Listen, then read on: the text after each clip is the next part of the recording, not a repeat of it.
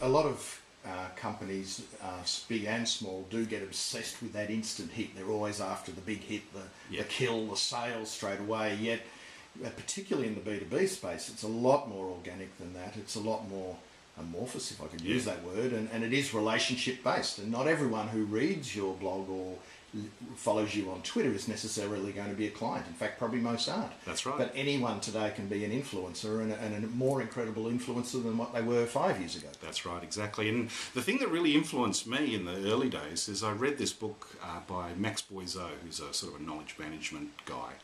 And he sort of said, depending on the industry, you should either take a strategy of keeping all your knowledge to yourself, and if you're in a slow-moving, unchanging industry, so if you're a flute maker, right, you should protect your IP, you should make sure your craftsmen don't go to the competitors, because all that makes up how you make the best flutes. But if you're in an industry that's changing, modifying all the time, it's actually a much better strategy to share what you've got, but use that share to get a reciprocal response back so that you can keep ahead of the curve. And so we took that approach to heart at the very beginning, and from there on we have shared, I wouldn't say everything, but a lot of things. And that's the main comment I get about our blog site is just they say, gee, you're so generous, you guys, you know, the things that you share, and they thank us for that. But only you can do what you do. Yes, that's right, and this is the bit that people forget. They think that just because you write it down, someone can go and off and do it, but it's actually, you know, it's a craft. It's a something that comes through practice. Like the book by the guys from 37 Signals, and they talk about the chefs. Yeah. And the best chefs in the world and the most well-known ones, they give it away, but only they can cook how they do. That's it. Yeah. So in terms of I guess the blog, and do you spend much time on analytics and finding out where people are coming from, where is the traffic coming from, and is the blog a driver to your website? It's definitely a driver to our website. In terms of where the traffic is coming from, most of our traffic comes from the US. Okay. Quite a large proportion, I'd say at least 50%.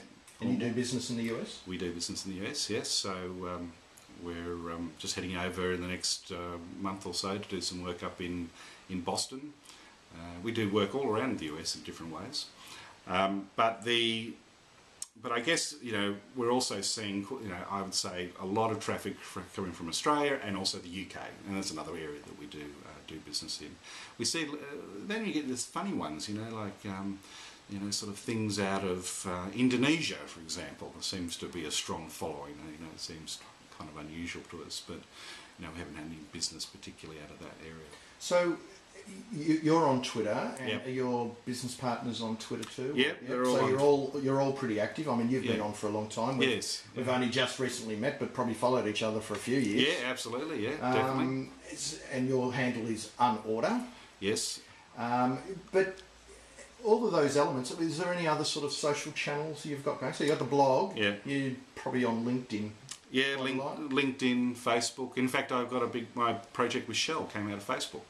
So, you know, I was, you know... And is that a personal Facebook or a brand? Well, it's a personal Facebook, but my strategy with Facebook in the early days was I was more or less accepting anyone who wanted to be a friend.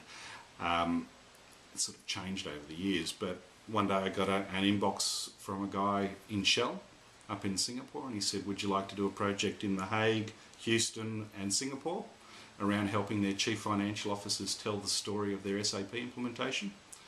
Yeah, absolutely. Happy to do that. So that's what we did. And so we had this great project about helping them create the story to help essentially these guys who'd spent a bucket load of money doing an SAP implementation, but their CFOs couldn't actually explain why they were doing it. So they knew why, they just couldn't. They knew why, and you know, but they did. It was so sort of dug in, it was hard for them to, you know, sort of grab it and explain it to people. So yeah, we work with them on a story approach to that. And do you do speaking engagements as well? You've got a database. Mm-hmm. So yeah, so we use salesforce.com, so that's our database of contacts.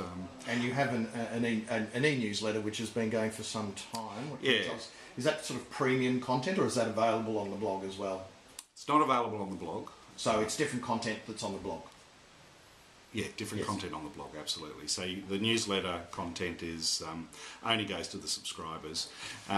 yeah, we've learned some interesting things out of that. I mean, one of the things we really learned is that the newsletter, its main purpose is to remind people we exist. And how long do you send it? How many times do you send We it? send it 10 months out of the 12 months. 10 months a year. Yeah.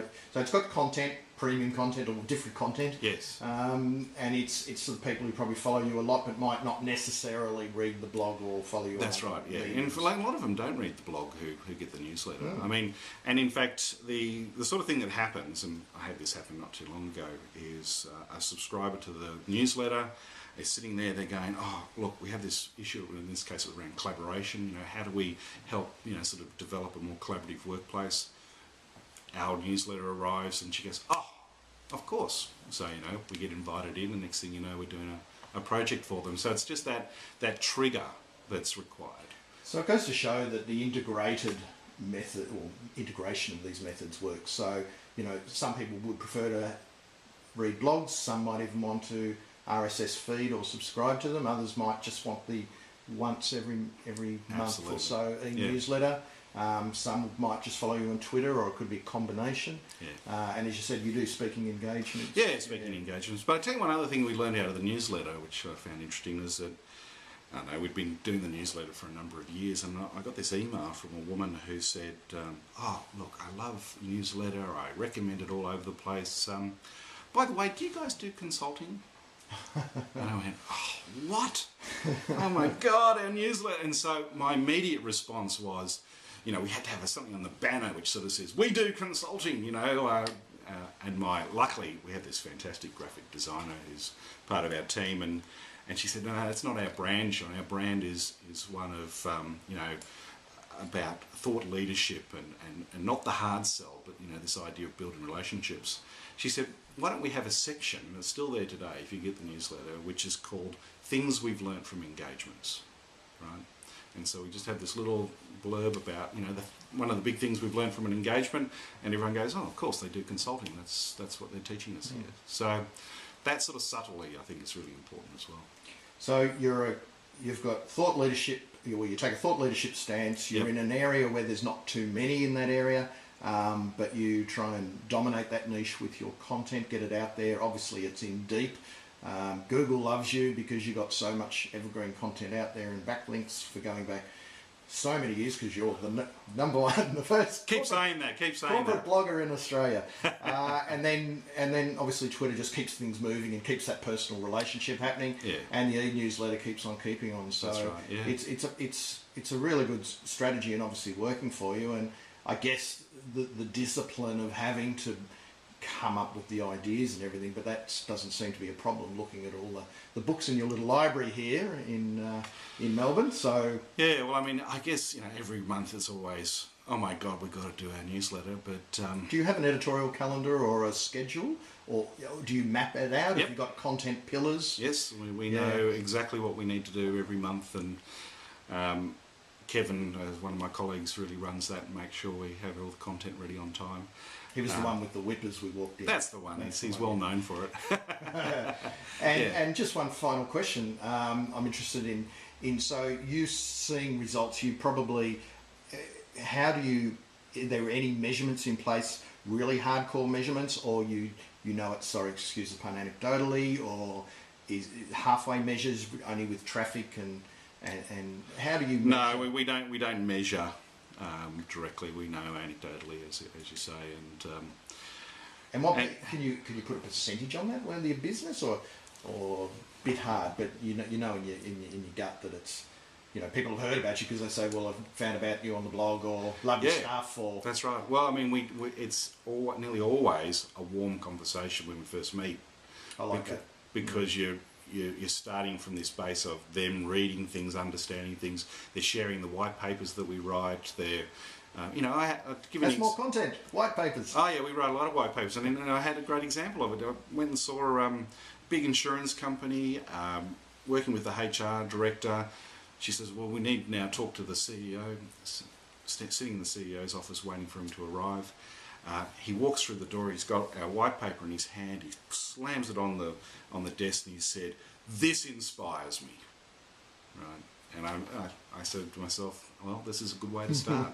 That's a warm conversation. That's a warm conversation. That was a hot one. That was a hot tamale lead. Yeah, yeah. Well, Shawn, thanks very much for sharing all that information with us. Congratulations pleasure. on all the elements of the marketing mix and your content strategy, and I look forward to keeping an eye on things and keeping up with you on Twitter. Thank you. All the best.